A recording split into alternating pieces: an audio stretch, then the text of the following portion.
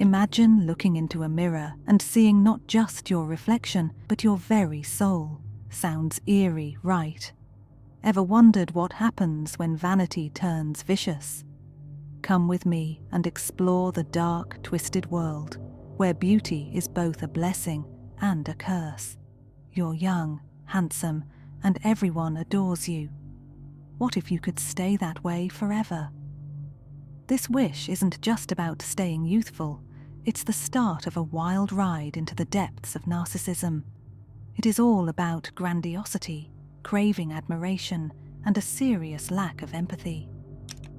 When Dorian first sees his portrait, he's struck by his own beauty and wishes he could stay that way forever, letting the painting age instead. This is where the narcissistic journey begins. Can someone who seems to offer freedom actually trap you in vanity? Lord Henry Wotton is the guy who pours gasoline on Dorian's narcissistic fire. Lord Henry is that friend who always leads you astray, whispering in your ear about how beauty and pleasure are the only things worth living for. In psychological terms, he's the ultimate enabler, pushing Dorian deeper into the abyss of vanity. Imagine living life like a rock star, parties, luxury, and indulgence. That's Dorian Gray's world. He's obsessed with pleasure and doesn't care about the consequences. This is a key narcissistic trait: entitlement. Dorian believes he deserves special treatment and uses everyone around him to keep his ego inflated. Here's where it gets really interesting. The portrait is like Dorian's hidden diary, showing the true cost of his lifestyle.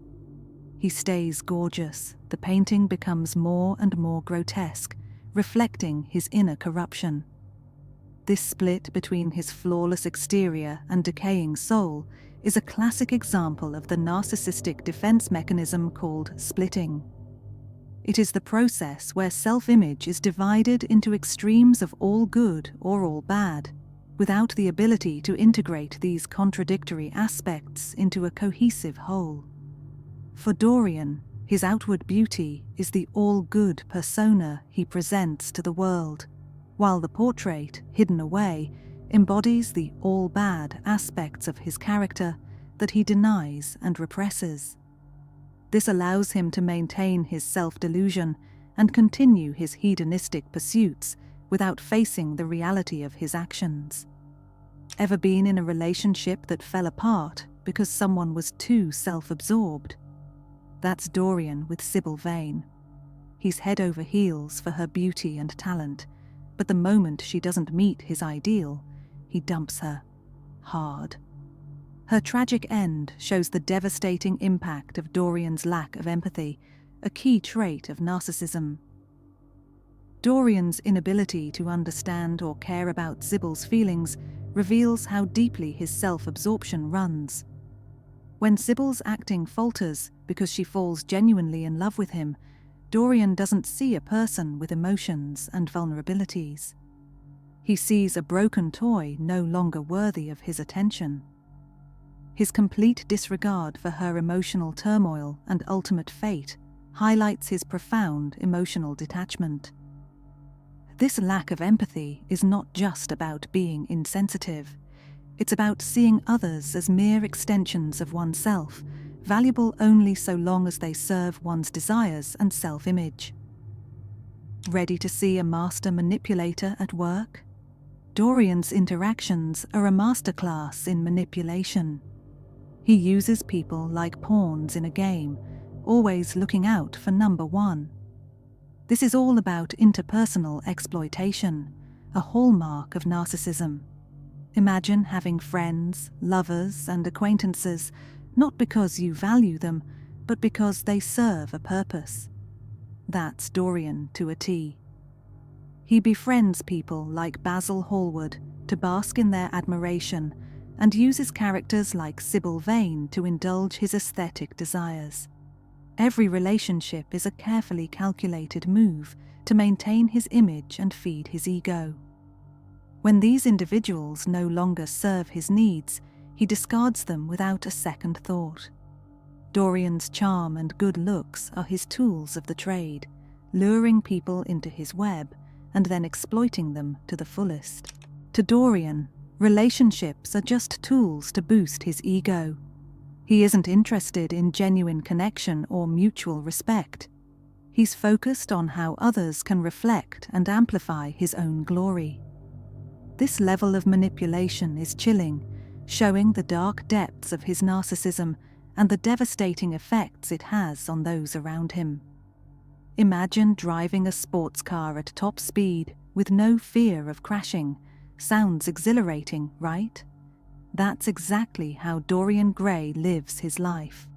Living large and feeling untouchable, Dorian dives into excess, believing he's above it all. This sense of invulnerability is part of the narcissistic fantasy.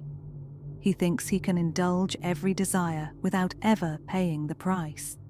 Dorian surrounds himself with opulence and pleasure, convinced that his beauty and youth shield him from the consequences of his actions.